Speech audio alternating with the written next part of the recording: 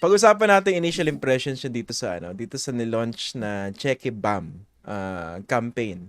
So basically nakaputi sina Chel Jokno, Bam Aquino, Kiko Pangilinan, tapos kasama Mhm. na rin si Risa Ontiveros. Immediately, ano yung on face value, ano yung pumasok sa isip nyo when you saw this particular ad? Let's start siguro with kay Prof. Shelo. Okay. Masyadong purist yung dating sa akin nung nakaputi. Tapos ang dali kasing Photoshop ng background. So hindi ko alam kung sa kanila din ba nanggaling yung may clouds sa likod. Nung naka-all white sila, 'di ba? So parang doon pa lang sa unang latag, parang masyadong nagmamalinis yung dating. Tapos yung Mm. music pa. I mean, pagka nag-iisip kasi ako ng numbers, tapos magta-target ka, kung mangangampanya ka, titingnan mo kung sino yung sektor na pinakamalaking potential undecided voters. 'Di ba? Inisip ko kung nung dinesign nila yung musical background ng kanilang palabas, ay na-factor in ba yun? Kasi yung kanta, 1980s song 'di ba yung theme song Yung ng Friends? ng Friends, yeah. Friends. Oo. Oo. So, does that suggest na, hindi ko kasi alam yung statistics, baka si Alan mas alam niya, no? So, does that Mm. suggest na ang malaking undecided voter ay yung mga pinanganak nung 60s, 70s na nakaka-identify sa 80s? In short, yung mga Gen X. Diba? Mm. So for me, parang hindi nata-target yung audience at hindi malinaw yung mensahe ng mga pinalabas na materials at hindi relatable. Ayan, bumaril na agad si Prof. Shelo. Ako naman, ang naalala ko dyan, yung Tide. Naalala nyo ba yung ads ng Tide nung 1990s? Yung tama na yung paputian na yan. Dahil nandito na ang Tide. Yun ang naalala ko. Malinis. O bago natin tanongin yung pinakamalinis na pananamit ngayong gabi sa ating apat, yung nakaputi, tanongin natin si Alan. Okay. Your initial impressions doon sa Okay. ads na yan. Number one, Prof. Shelo is right on the money as usual. The sweet spot is 37 to 48. Age 37 to 48, yan yung sweet spot. Yung a lot of candidates will get lost in this whole romanticism na we must capture the youth vote. Actually, 37 to 48 ang sweet spot pag gusto mo mga kandidato. But going beyond that, unang-una, and Ian, I warned you about this, I would like to give my disclaimer first. Yan ang yung disclaimer, ha? Winarn kita Yun, no? tungkol dito. I warned you, Oh. brother. First, I would like to say na kahit ano pang material, basta yung apat na yan, I don't care if they wore Mickey Mouse suits, I don't care if they wore gorilla suits, I don't care if they were swimming in the lake, those four will get my vote. For Yun, whatever no? position I'm looking for. They will get my Okay. vote. But how many voters select me? So yung initial impression ko dyan sa ad na yan is it shows their deep struggle and they're super uncomfortable about doing this because sobra silang sanay na ang kampanya nila elevated, na hindi sila nagpapander, na hindi sila it shows kung gaano sila ka-inexperienced doing this versus other politicians na pag pinasayaw mo ng budots, wow, they fit right in. Pag pinakanta mo ng Wonderful Tonight, wow, will have the star quality. It shows that there's a level of discomfort dahil hindi sila sanay gawin ito. You can almost see them dying inside. I don't want to read too much into it, no, but trust me, those four wish na hindi ganito ang level ng pangangampanya sa Pilipinas. But looks like they're learning. Baby steps. Na natin bumper ad lang to, no? This is just a bumper ad.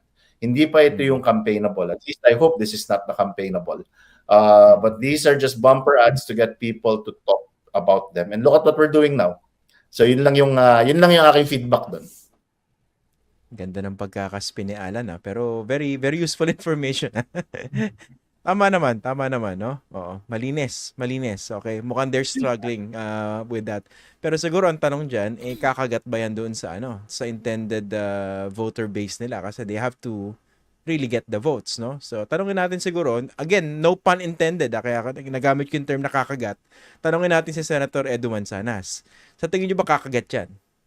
Ako, katulad ako ni Alan, they will get my votes.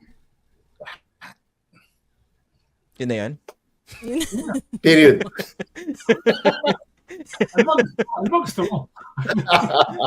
For for someone so articulate. Pinapainan na naman ako ng host. No?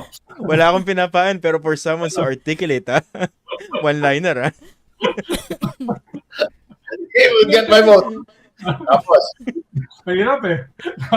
Let's talk, let's mistake.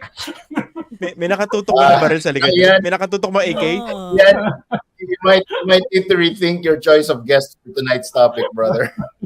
Oo.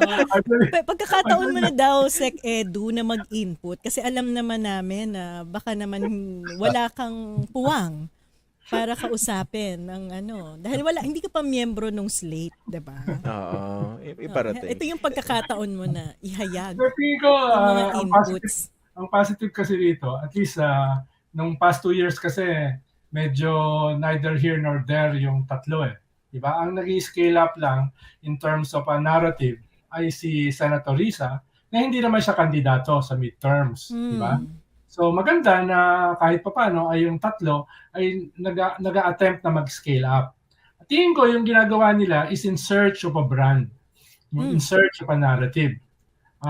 Baka kinakailangan pa nilang mag-search pa, no? Pero tingin ko positive na yon na meron silang ginagawa dahil nung past 2 years kasi medyo tahimik sila, no? At in a way ay sumasakay sila doon, umaangkla sila doon sa glory na na-achieve ni Senator Risa this past 2 years. Diba? Dahil maganda yung kanyang latag ni Senator Risa. Tingin ko ay practical naman yon na dahil tahimik sila for the past two years, ay isang gusto nilang gawin ay sumabay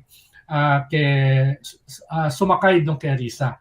Na gusto rin naman ni Risa, kaya ang kanyang sabi ay samahan niyo ako next year. Diba? Ang baka kinakailangan lang ng counting O. Henry twist dito, no? Yung kailangan may counting, paano alam naman natatakbo yung tatlo eh.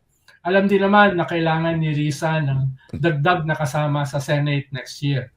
Pero baka kailangan dagdagan ng counting O. Henry twist, something surprising, something mysterious para makakatch siya ng attention, no? Yung laging sinasabi ni Alan. It's about catching attention, no?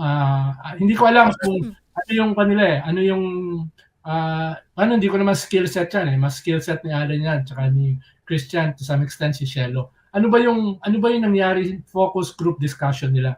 Anong nangyaring proseso nila para initially yan yung mapili nila? Hindi ko alam yun no? Dun sa from my vantage point ay magandang start pero baka kulang, no? For the reasons nga na sinabi ni Shelo at saka ni Alan, no?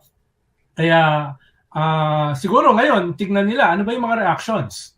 Ano ba yung mga reactions diyan and then go back to the drawing board, no? Halimbawa nung 2019 may tutol na ako dun sa 8 diretso pero siyempre wala namang makikinig sa akin, hindi ko naman skill set yan no?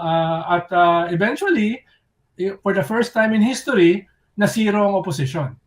First time in Philippine political history ay wala man lang ni isa na nanalo. So sana ay learning from those lessons dun sa 8 diretso experience at moving forward, wala masyadong luxury ng trial and error pero baka mahalaga na balikan yung mga ganong klaseng lessons. Ano ba yung pwede nating makuha ron? Ano ba yung pwede nilang makuha ron? At from a very amateurish vantage point, parang iba ito doon sa mas disruptive populist ethos ni Miriam Defensor, ni Erap o ni Duterte. Mas malapit ito doon sa pa-cute ni Senator Clavier, yung let's do it approach. Well, to some extent, yung kay Pinoy, yung lagot ako sa nanay ko. Pero yun, bagay na bagay kay Pinoy From outside of the 12, 18 yata siya noon, bigla siyang pumasok sa top 6 because of that ad. Hindi ko sure kung itong ganitong klaseng, hindi naman ad, yung ganitong klaseng approach will qualitatively leapfrog them dun sa labas ng 12 hanggang sa pasok sa 12. I'm not sure. No? Pero mahalaga, makakuha nila yung mga comments at saka feedback dito.